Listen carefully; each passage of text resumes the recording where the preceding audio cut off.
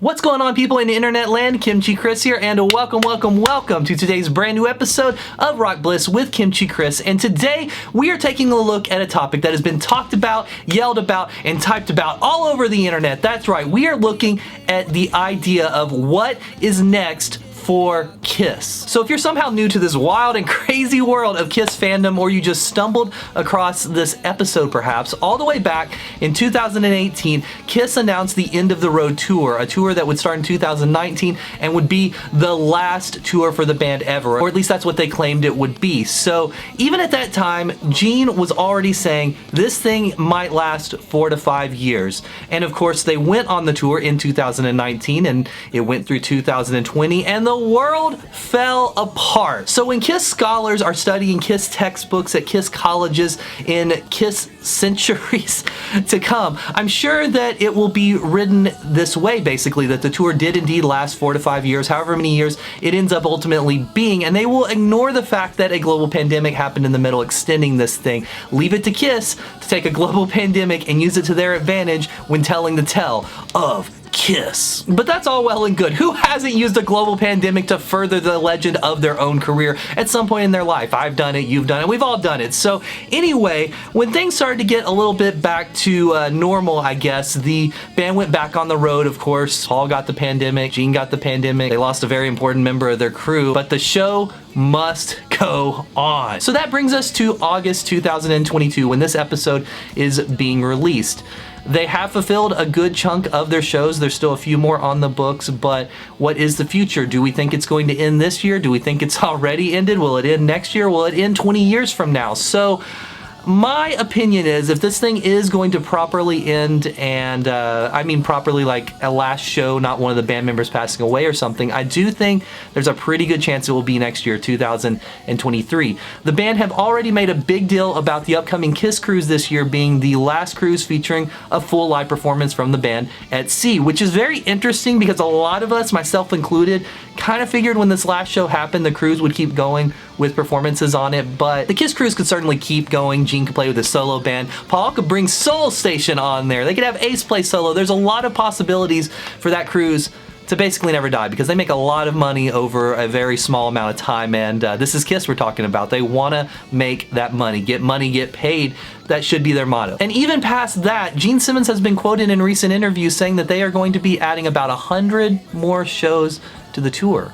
100 shows. That's not a small amount of shows. That will take easily a couple months to get through. Even if they were playing every single day in a row, which we know they're going to take breaks, they're old guys, that's going to take a while to get through. But I have an opinion, I have an idea of what the future will consist of from here, bringing all of those ideas together. And it'll be really interesting to look back at this episode and see if the Kimchi crystal ball was correct. But this is basically just putting together what they've done in the past and trying to bring it to the present. So the Kiss cruise has always been a big thing for Kiss, right? That's the place that they announced their final show the first time before the pandemic canceled it. That's also around the time that one of the parts of the tour was put on pre-sale or something. I can't remember if that was the beginning or one of the other legs of the tour. I don't know. You guys can look that up and let me know in the comments. But regardless, the Kiss cruise is very important to these guys. It's a very, very big deal. So what better time to announce this final run of dates than the Kiss Cruise 2022? That's kind of what I think might happen. They'll put them on pre-sale for the people that are on the cruise, and then the general populace will get access to the tickets afterwards. That's what I think will happen, and it makes sense. Makes sense. They also might announce the actual final show there. That seems possible as well because they did it the first time.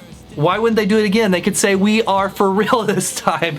Last time, the pandemic ruined everything, but we're for real this time, and I really do see that possibly happening. I think this final run of dates will be US dates, which I kind of always thought was going to happen, even pre-pandemic. I figured we would get one last run of US dates, and the reason for that is that they will re-hit some of these cities they did really well in. They will also hit some of these tiny cities they haven't hit yet, and it's Kiss. They want to make some money. Plus, if you look at other farewell tours in recent years, most of them kind of did the same thing where they had 2 or 3 US runs as well as overseas and whatnot, and that's in line with what Kiss is doing. They had the initial US run, they went overseas, a second US run that kind of turned into a third one because of the pandemic, back overseas, and then there's a few US dates here still remaining for the year, but I really think that's what's going to happen. We're going to get those 100 dates that Gene's talking about. Now, I originally didn't think it would be that extensive. I thought for this final run we might get 50, 60 shows, maybe just a month of shows leading up to the last one, because I didn't think they would play one last show in New York and have zero lead up to it. It just didn't seem to make sense to me the way Kiss does business, but I don't know. Will any of this happen? I could be completely wrong. Those 100 dates could be exclusively in other countries. They could never happen. It could just be Gene talking, but I think it seems likely that they will do those 100 dates, and most of them will be in America, because at this point, those cities they hit the first time were back in 2019. If this was a normal world and a normal touring regimen, it'd be time to re-hit all those places up. So I do think that there's a very good chance most of us that saw them the first time around will get a chance to see them the second time. I think these shows will do extremely well since live entertainment was gone for so long. I know we're basically back into having most shows and whatnot, but I think people really would be excited to see Kiss one last time, and you know, maybe this actually would be the last time. Past that, I think the last show could happen sometime between July, August, September, maybe October, somewhere around that time period next year in New York. We still don't know what the details are. Will anything special happen at that, like a reunion with the original guys? I don't really see it happening, but you never know in the world of Kiss. You just never know. But I think if that's a thing they were going to do, they wouldn't save it for just the last show. And who knows, maybe that's what's going to be on this 100-show run. They have Ace come up and do a couple songs with them. I don't see that happening, but maybe it would happen. That would be pretty awesome. But with all that being said, after Kiss is done, I think we're not going to be missing out on Gene or Paul anytime soon. I do think we'll get some Soul Station shows. I think we'll get some Gene solo shows. I think Ace will just continue to tour until he kills over on stage, and we'll get these occasional appearances from Peter like we've been getting for so long. And as for the other members, Eric Singer will find another band to play in, or he'll just continue with Soul Station, or just drop in on some shows here and there. I think he will continue to be active. Tommy will continue to be active with the Kiss catalog and working on the background stuff, kind of like he did back in the day. I think that's what he'll be involved in, or he'll completely retire and just make wine for life, because he makes wine now. Did you guys know about that? He makes wine. Bruce, of course, has been out of the band for a while, but he'll continue to do exactly what he's been doing for a while, playing with Grand Funk, appearing at Kiss Expos. I think that Eric and Tommy will appear at the Expos and different events as well. And that only leaves one living member left that we haven't covered.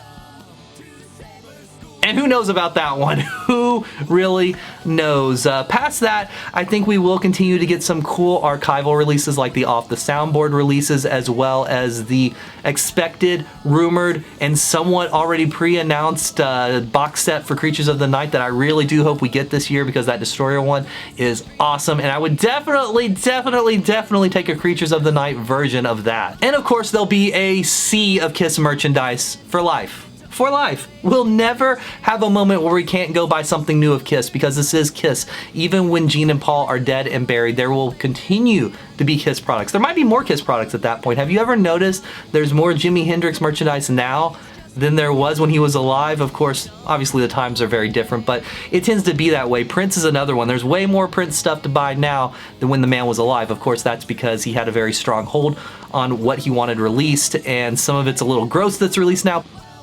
But nonetheless, Kiss merchandise will continue forever. So in a way, Kiss will continue forever. So to summarize, I think 2023, if we're going to get an end to Kiss, an official end at least, it's going to happen with a last show and a last run of shows leading up to it. We still might get some one-offs here and there, but that's what I think is going to happen.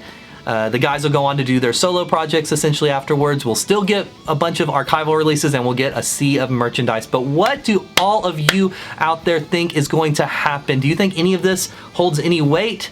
Do you want to tell me I'm wrong? Do you have the insider info? That's fine. Post it below so we can all know and enjoy that. But that about does it for today's episode. So thank you so much for watching. Make sure to subscribe, turn on notifications, give the thumbs up, and all of that fun stuff. Again, my name is Kimchi Chris. This has been Rock Bliss with Kimchi Chris, and I will see all of you on the next episode.